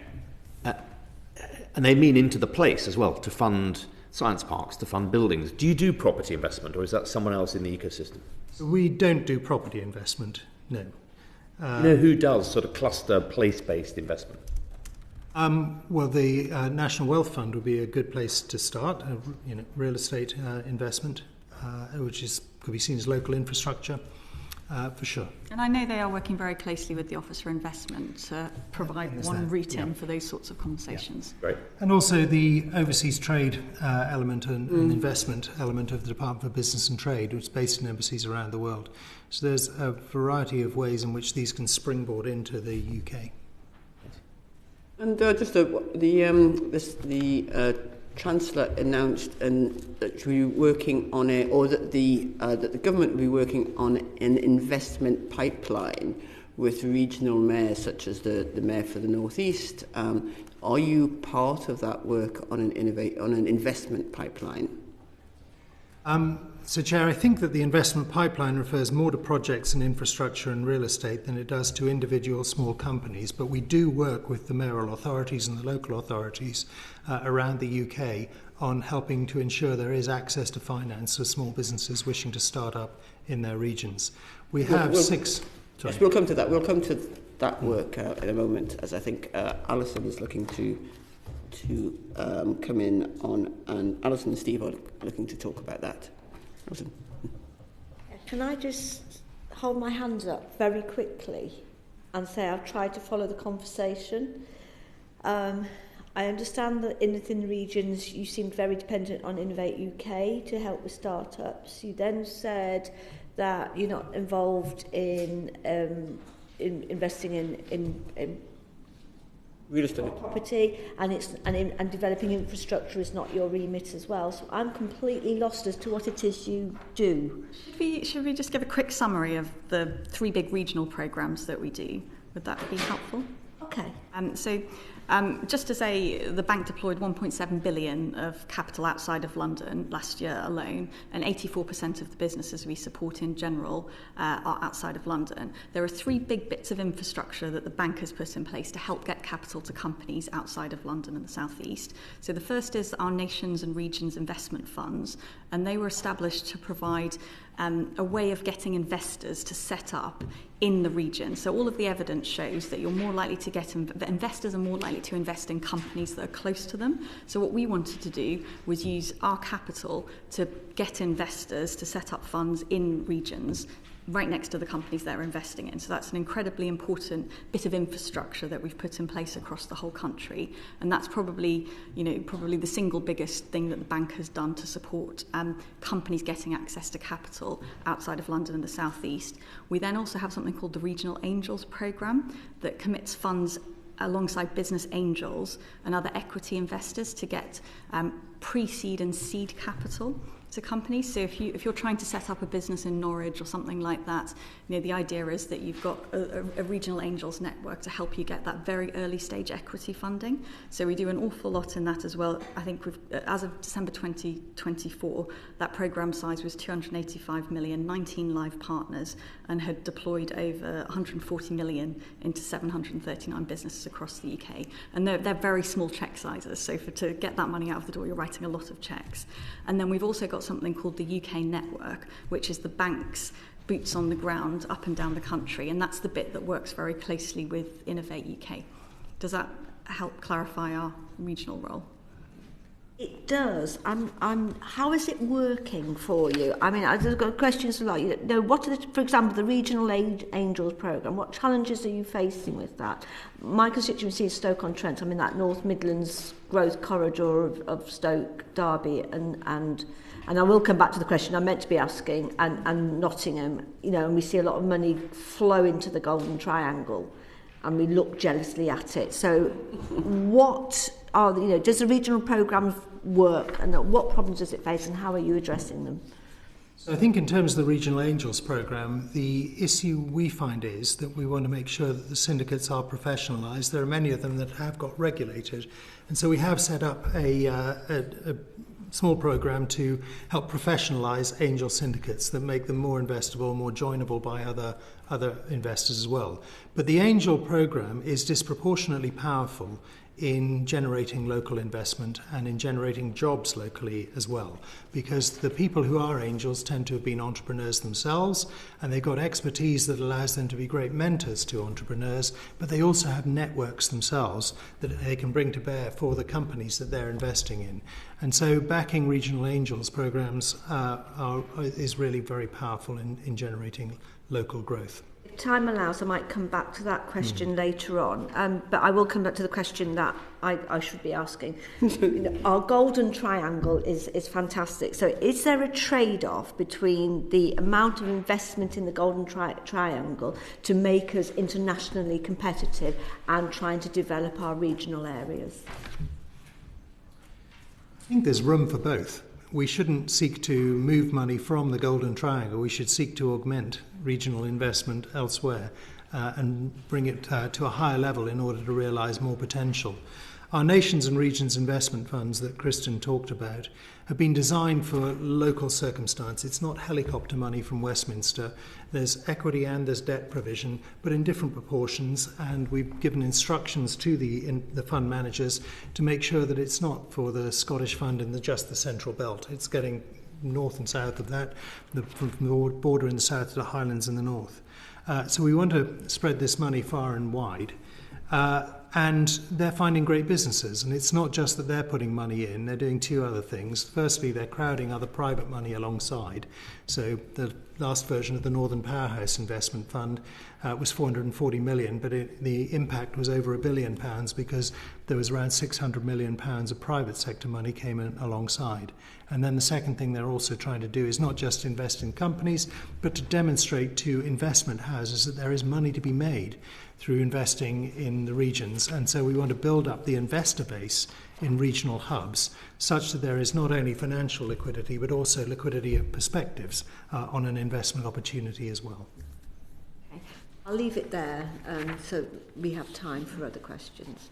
No, thanks very much, Alison. I'll go to Steve now. Great, thank you. Just continuing on the regional aspects. I'm a South West MP, so I've met with the SWIFT person, which is great. How well utilised are the regional funds at the moment? So those funds were set up just over a year ago, and with a 5-year investment period. Some of them were brand new, and so they were from a standing start. Others were successor funds, and so they were investing into an existing pipeline.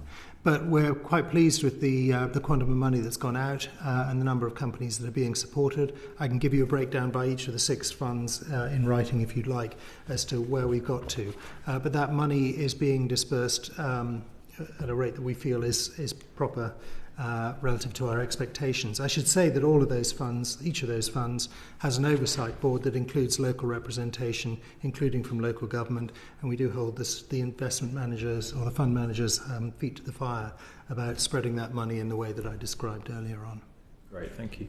And so just to confirm, you're pretty, in terms of any targets you have, you're pretty happy with the amount of money going out at the rate that it's going out? Yeah, I would say, I mean, we've got to about 1-to-1, which is our money versus crowded in private money, and I would like to get that number up, actually. Great, thank you. Just in terms of the... do you view it as your job to help crowd in proactively help crowd in other private sector money, or do you sort of is it on the role of the sort of businesses that are looking for the finance to sort of sort out their own investment, and you are one of those investment partners that they might seek out? So I think that we are seeking to help the aggregators of money to aggregate more money. I think we're mostly seeding funds or topping up funds with other investors in those funds, and those funds are then investing directly in the businesses. So we tend to do very little directly. Where it's direct equity investment, it tends to be at a later stage, and it tends to be companies who have been in one of our funds before, and we've seen them for 5 or 7 years move through, and we have a chance to select the ones that we think are really powerful and are really going to be growing strongly. Given you've got, you mentioned some funds that have continuation, some funds that are new. I think the Southwest one is new, 2023. Presumably you learn the lessons from your established funds and transfer those over into the new funds. What are some of the challenges that you've faced previously that you've tried to fix in sort of real terms? What are some of the specifics that you've faced beforehand that you're trying to fix? I think it's getting the whole of the ecosystem involved in the placing of the money or the investing of the money. So each of the funds we launched had a launch event which brought what we consider to be the ecosystem together. So there was local government, there were other founders, there were other investors, there were advisors, academics, a range of people. And the message was, to my point earlier on, this is not helicopter money from London.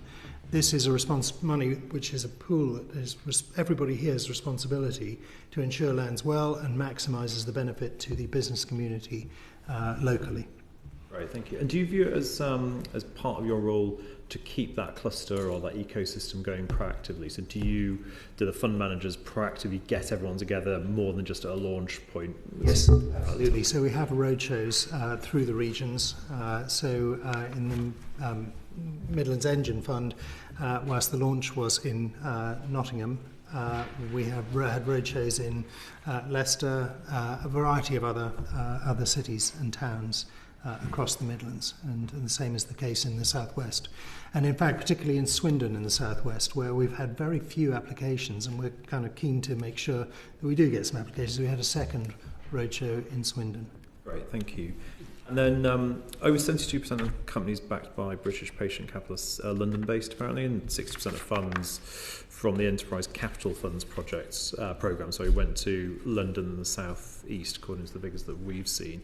Is that correct? And do you see that as a problem, or is that So the numbers are factually correct. We do see this as a problem, but this is a problem that time will solve. So the investments we're making in funds elsewhere around the UK and in companies elsewhere around the UK, those companies will start to mature, and they will see because British Patient Capital is a later stage investor, they will see more investment, we hope, over time. So because the ecosystem is much more mature in London and the South East, it currently gets more of that funding, but with the work that you're doing through the regional funds, you hope to bring those through to that. And it's a question of the maturity of our own portfolio. So the companies we've invested in early on around the regions and nations of the UK will mature, and we hope that they will be investable by British Patient Capital.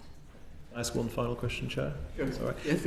Why would companies choose your investment rather than commercial investment? What's the benefit of that?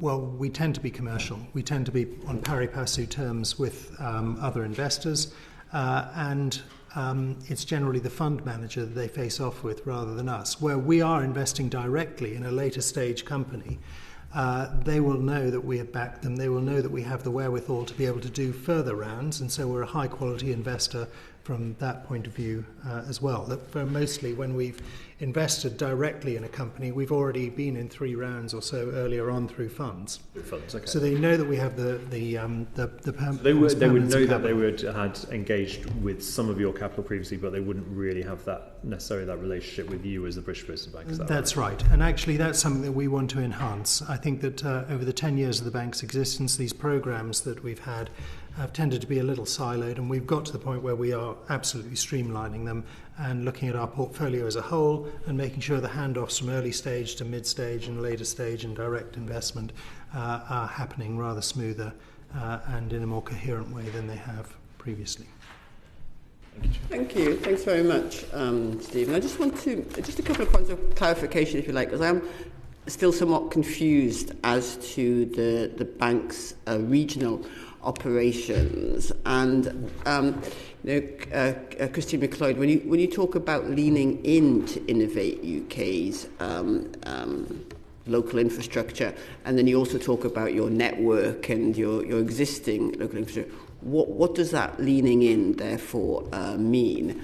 And I simultaneously have the impression that the retailer that you were saying that everything is fine, that we are going to see real regional growth as a consequence of the British Business Bank investments once regions ecosystems, financial ecosystems grow and mature, I think was the word you used. So what are you doing to improve investor?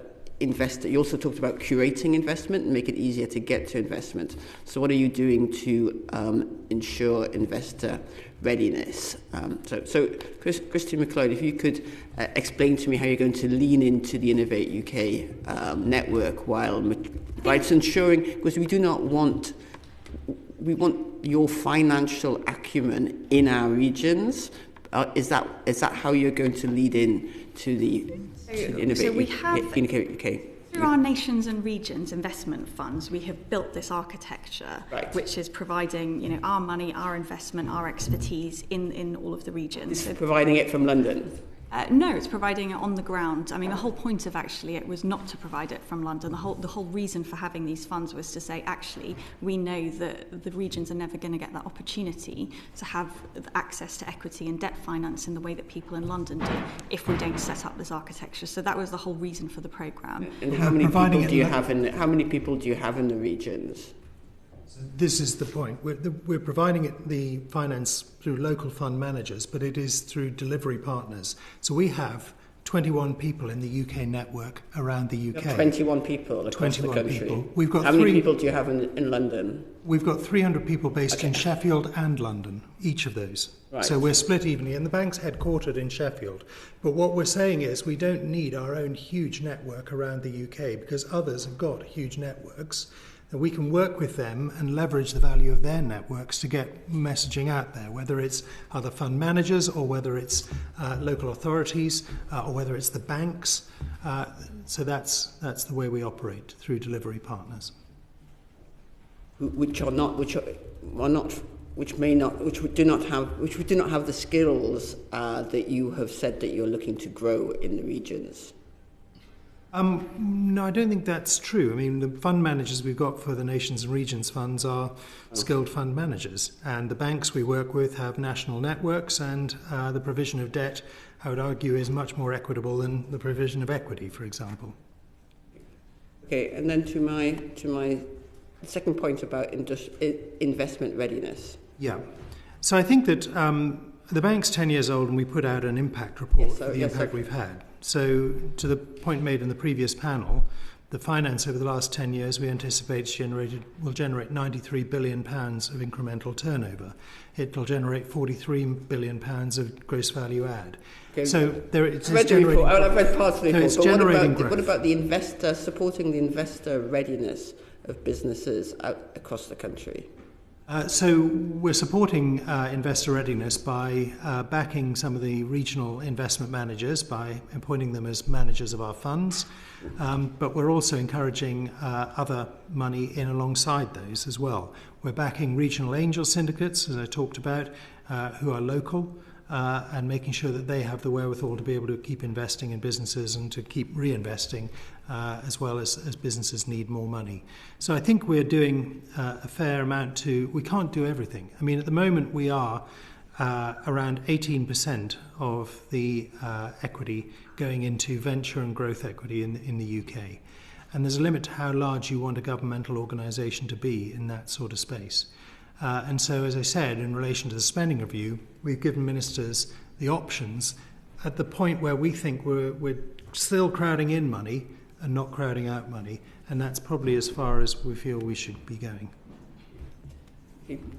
Alison, did you want to? Yes.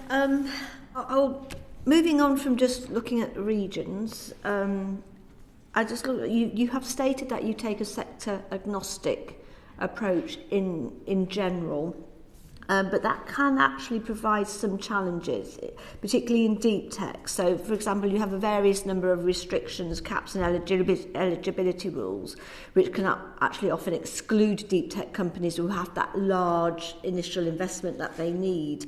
So my question comes as UK deep tech startups face challenges in scaling up due to the substantial upfront investment, as I mentioned. How do you ensure these businesses receive the necessary support, particularly if you want to be sector agnostic? So we are sector agnostic at the very, very early stage, such as startup loans. But by the time we're getting to scale up capital, there tends to be a pretty natural filtration of companies that are generally innovative and science and tech led. And actually, as I said, we're one of the most active investors in late stage life science and deep tech companies in direct investment, but we back them through some of the funds that we have already put money into as well at an earlier stage. So we feel we are involved at all stages of this development, and actually we're catalytic to more money being available to some of these tech and innovative sectors where the risk is perceived as higher by investors, and we're able to fill some of the gap and encourage others in with hopefully a bit of a halo effect from our presence. So you reject the premise that your restrictions create a cap for deep tech investment? I think I would. We wouldn't exclude a company on the basis that it's deep tech. In fact, we probably run towards them more than most others would. And in the context of the industrial strategy, that is an opportunity for us to be have some more sector-focused interventions in a way that we haven't previously had from those who've given us the money. I've suffered today from not being anybody who understands banking, investment and finance, trying to follow your answers. But as somebody who is has some technical knowledge, I'm wondering, when you're looking out at investors with very, very particular types of sectors, such as new emerging technologies and deep tech, how do you ensure that you have a diverse pool of investors who understand what they're investing in and enough knowledge to advance those tech sectors? Yeah. So if we think about clean tech helping to drive net zero, I can give you 3 funds that we've invested in recently that are focused on that area and actually have diverse founders as well. So Bloom Equity Partners is a female-founded fund that is focused on clean tech. Elbow Beach, again, is focused on clean tech investment. Other industries, Thena Capital is a female-founded fund focused on life sciences. I wasn't talking about female. I can come to that. Yeah. I was talking about people with the domain knowledge, the technical knowledge to understand how they would invest. One of the big ways that we do that is we know how to pick fund managers. Yeah. And so we're assessing that fund manager to say, do we believe their investment strategy? And we're picking people who have got the domain expertise. So, for example, on the green tech example, the funds we've invested in, we've invested in them because we believe those fund managers know how to pick the right companies and have that domain expertise in their team. Domain tech investment experts, where do they come from? They've been working probably in other funds before, and they've got to the point where their ambition is that they want to have their own fund, and so they come to the bank and we back them if we think that they are credible as fund managers and they have domain expertise to carry out the mandate of the fund they want to set up. Fabulous. And one last question. Seeing that you mentioned women and investment, so I can't resist. So a couple of little bit of facts. AI, right, is dominated by, I liken this note from earlier on from the Investing Women Task Force, is dominated by tech bros with tech gals left behind for nano scraps, which is a great quote. The average deal for male teams in AI was 5.3 million, and for female ones, a paltry 800,000. And what really has concerned me is the chair of the board of the bank has mentioned that the evidence and data tells us we have a problem. We are failing to unlock sufficiently the opportunity for a huge amount of economic activity. And I have also read that sometimes women looking for investment are asked for, more likely to be asked for personal guarantees, such as their houses, than male entrepreneurs. So my question is how are you, well, in general, I'll read it out so I don't go off on a rant, so I'll be well behaved. How can the bank improve support for female entrepreneurs and those operating outside major financial hubs, and particularly with their skills to be able to access all of these networks and regional angels and whatnots that you've mentioned? Why don't you go first? Okay, fine. So our startup loans program, 40% of the loans go to female founders and 20% to ethnic minority founders, which is off the charts compared to anything else in the financial services industry. The amount of money going to female founders in venture capital is scandalously low and has been stubbornly scandalously low. The bank is backing female fund managers because all the evidence we've found shows that where you have female members of investment committees, they tend to back female-founded businesses far more than if there are no female investment professionals there. And so we're backing funds like Thena Capital, like Bloom Equity, like Ada Ventures as well, 2 funds who are female-founded fund managers, and making sure that they get the money to be able to invest. We're also trying to get more female angels to join investor syndicates, again for the same reason, that they're more likely to invest in female-founded businesses. But this is something that is going to take the market to move with us. We can give examples. We're members of the Invest in Women Task Force. We've set aside £50 million to invest in female-founded fund managers in order to make sure there's more investment into female-funded businesses. We're members of the Invest in Women Council that the Treasury set up as well.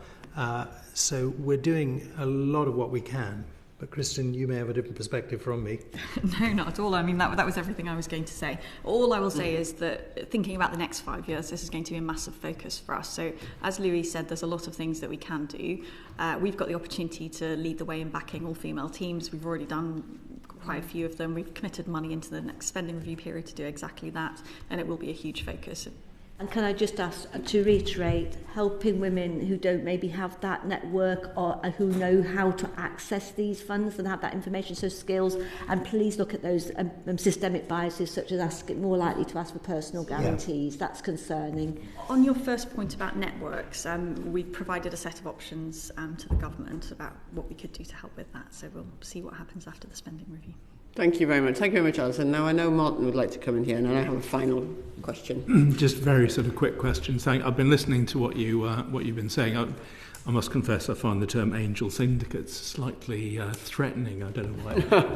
Sounds like the mafia. We're going to make offers that can't be refused. Could well be. All sounds very good, doing a lot of the good things, all the right bits and pieces we're hearing. How do you deal with failures, with economic failures, when your investments go bad? And how does the minister who looks after you deal with that? And have you had any big failures yet? And how did you deal with that? So the nature of the bank's investment is that we're investing small amounts of money a lot of times. So we don't tend to have large exposures, other than to some of the challenger banks, for example, to whom we've provided some liquidity in order to get their businesses up and running and help them to lend to small businesses. On the equity investment side, the biggest individual cheque we can write pretty much at the moment is £15 million. Venture is a power law game, as they say, that you will make a disproportionate amount of your return from a very small number of investments, and you will lose a lot of investments. Overall, we run valuations of all the fund investments that we make through our accounts every year. In 21-22, there was a huge spike up in valuations, and the bank made a surplus profit of, not realised, but an accounting profit of £500 million. And since then, there have been 2 years where some of that is unwound, but not all of it by any means. So we look at all of this on a portfolio basis, and on a portfolio basis, the equity investments the bank has made over the last 10 years are currently sitting at about a 1.3 times what we paid for them, with the portfolio being quite early stage still, and we have hopes that the return to the taxpayer will be significantly more than that. Thank you very much. Now, I am still a little bit struggling to quite comprehend the regional impact and of the British Business Bank. You did say something that really caught my attention, was that you talked about curating British sort of investment targets, if you like, to make them easier to access and reduce the due diligence for potential investors. So can I look forward to a curated North of England investment group? Well, as a fellow Geordie, I'd be very pleased to see one indeed. I should add, I'm from Sunderland as well. Right, I didn't realise that the North East was in a majority in this room for once. I think that the bank as it's grown up, has got to the point where it was suffering from over-hypothecation of money and an inability to be able to respond to what the market needed. And the government has recognised that, and we're in the process of negotiating more financial flexibility as part of a permanent capital base for the bank as well. But I think that our Nations and Regions Funds includes a Northern Powerhouse Investment Fund, which is split into 3 parts, including the North East. And so there is a dedicated North East equity fund. Yes, no, I'm aware of that, but I'm talking about a curated. Perhaps, we could have one day when the British Business Bank would say, hey, come to Durham or Newcastle or whatever and meet all these fantastic companies. Oh, yes, absolutely. Well, part of what we do is we take investors to where the companies are, as well as bring companies to the investors. Excellent. That's a yes. Thank you. Thank you very much. Order.